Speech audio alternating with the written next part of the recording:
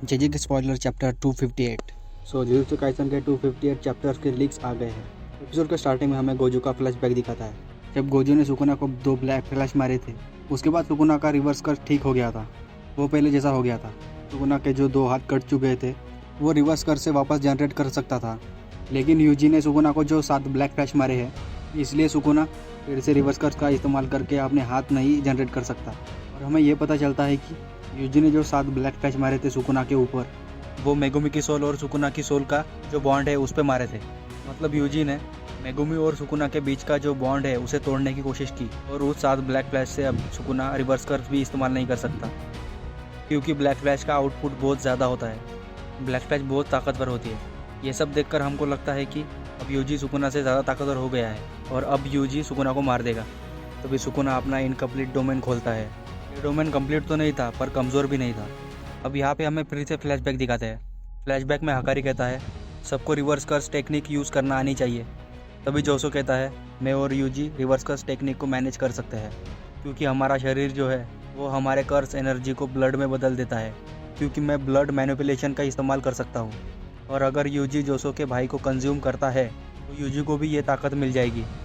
जोसो सबसे पूछता है कि तुम सब जब रिवर्स कर्स का इस्तेमाल करते हो तब तुम खून कहाँ से लाते हो? मेरी तो पावर भी वही है, इसलिए सब अपने आप ही हो जाता है।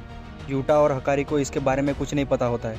तभी शोको कहती है मुझे पता है, जब हम रिवर्स कर्स इस्तेमाल करते हैं तो कर्स एनर्जी को ब्लड में कन्वर्ट करते हैं। ये तो सेम जैसे जोसो करता है वैसा ही है, और जोसो की पावर ही ब्लड मैनिपुलेट है, तो इसके लिए रिवर्स कर्स इस्तेमाल करना दूसरों से कहीं ज़्यादा आसान है। मतलब जोसो और यूजी को रिवर्स कर्स इस्तेमाल करने के लिए कम कर्स एनर्जी लगती है। ये सब फ्लैशबैक दिखाने का ये मतलब होता है कि सुकुना ने यूजी के बॉडी को बहुत बार इस्तेमाल किया है और उसके बॉडी में ज़्यादा टाइम तक भी रहा है।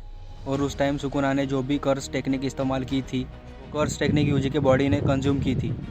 अब जो कुसाकाबे है वो यूजी के बॉडी के अंदर आएगा और यूजी के बॉडी को रिवर्स कर्स और सिंपल डोमेन सिखाएगा। अभी समझे कि यूजी इतने कम समय में इतनी सारी कर्स टेक्निक कैसे सीखा।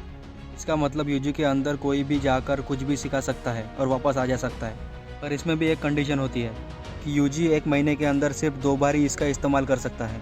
ये फ्लैशबैक इसलिए दिखाते हैं क्योंकि अभी जो यूजी और सुकुना की फ़ाइट हो रही है उसमें यूजी इतनी सारी कर्स टेक्निक कैसे इस्तेमाल कर रहा है ये समझने के लिए। तभी यूजी सुकुना के डोमेन के अंदर अपना सिंपल डोमेन खोलकर काउंटर करता है, पर हमें पता चलता है कि सुकुना का जो डोमेन है वो सिर्फ 99 सेकंड तक इस्तेमाल कर सकता है। तभी यूजी का जो सिंपल डोमेन है वो टूट जाता है और यूजी के ऊपर स्लैशेस पड़ते हैं, और इस स्लैशेस से यूजी का लेफ्ट पैर कट जाता है और स्लैशेस बंद हो जाते हैं। तभी यूजी को लगता है कि मैं सुकुना के स्लैशेस झेलकर बच गया हूँ, लेकिन तभी हमें सुकुना के हाथ में दिखाई देती है फ्लेम। और इसी के साथ जुजुत्सु काइसन 258 चैप्टर यहाँ पे ख़त्म हो जाता है और नेक्स्ट वीक ब्रेक है।